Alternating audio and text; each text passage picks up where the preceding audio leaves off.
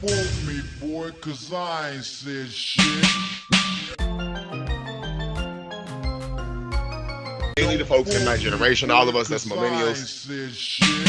Because again, we're gonna do the obligatory knock on wood because DTM Network, DTM Infinity, we do not poke the bear because there's some time travel witch listening. Please do not curse me with the monkey's paw on my next question because we don't play with time travel. So with the good parts of your life still happening, if we were to regard the remainder of this video, well, the sections with you answering the question as a time capsule video, what would you tell teenage you? But we're being more specific in regards to advice on relationships, not just romantic ones, but just our genuine human to human interaction relationships, like all of that whole umbrella term there. That's a good question. Right, and it's not a rank Um, list either, so you don't gotta like rank it out. It's literally what would you tell? Like what's the I think if I could turn back time, I would probably tell myself to be more observant with certain things, because I have generally good relationships with people, always have. I don't consider myself a people person, but other people consider me a people person.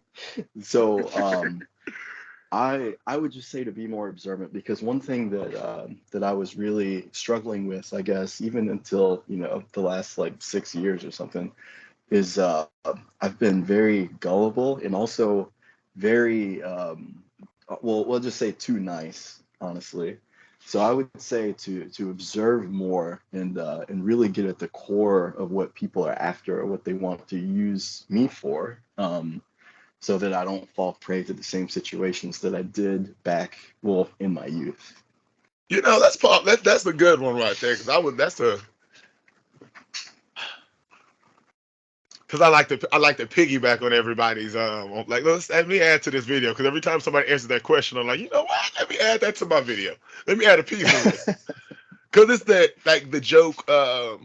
I got to insert video of Jasmine from the Boondocks from the Christmas episode talking about good for goodness sakes when she was preaching, Yep. because that's a good stick. That's always been the question. Like, what does that really mean? But I feel like it's just one of those. You tell me what this is. One of those philosophical circle questions that's not really a circle, where it's like, Yeah.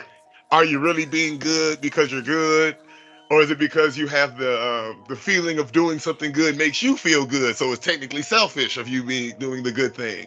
Like, what is that whole? Yeah, you're right. There's kind of a paradigm when you think of it that way, because the people that are good in at their core are selfish, and because doing good does make you feel good. So with that, you have to consider whether or not you're good for the right reasons. Because to be good for goodness sake or whatever really doesn't make sense in the grand scheme. You really have to take a look at it under a microscope to get to the core of why. Because everything is a why, right? There's always give and take. And that's with everything in life.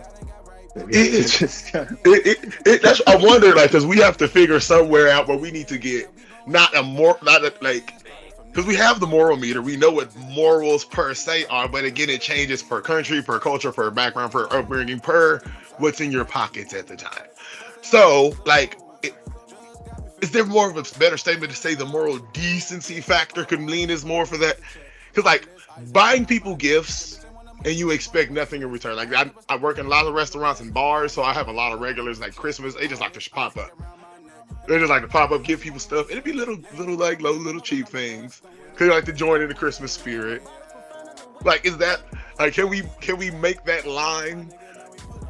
I don't know, like, where would that sit? Like, would that be the average lineup, or would like the average moral decency line just be holding doors? I don't know. I think at its core, the the baseline would have to just be the way that you approach your existence, right? Like how you occupy space. Because Yeah, people do those things, right? They hold doors, they give gifts. Sometimes they give, to poor people, to less fortunate people. But those people in our society, at least in the American society as it is, are kind of put up on a pedestal in a way, especially now with the advent of cameras and smartphones. Anybody with a smartphone's going to be taking a video, and everybody's like, "Oh, that's so cute, so sweet, you're Oh yeah. awesome." But really, is that awesome?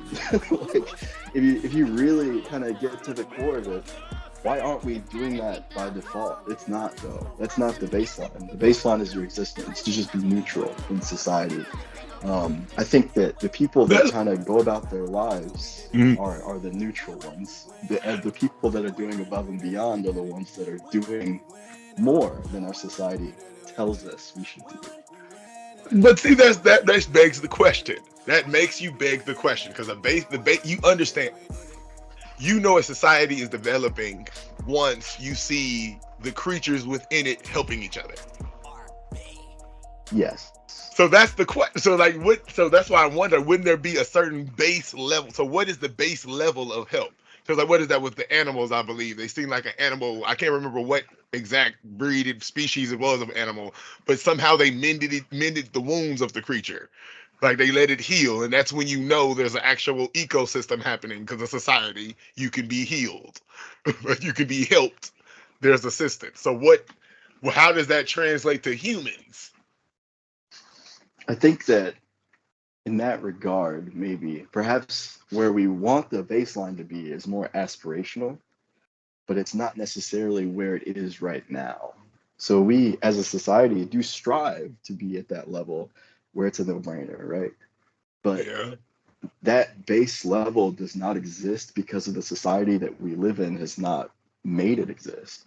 And until we call that into existence, that's not the baseline. Because really, when you think about it, in the richest country in the world, there should be no poverty. We should be a nation that takes care of people who need help and care. I mean, we should be caring for those people, and that should be the baseline. But us kind of stepping out of the societal norms to actually provide things for people who don't have the means to do so themselves is above the baseline just because of the way that our society is set up. No, you're right. Don't quote me, boy, cause I ain't said shit.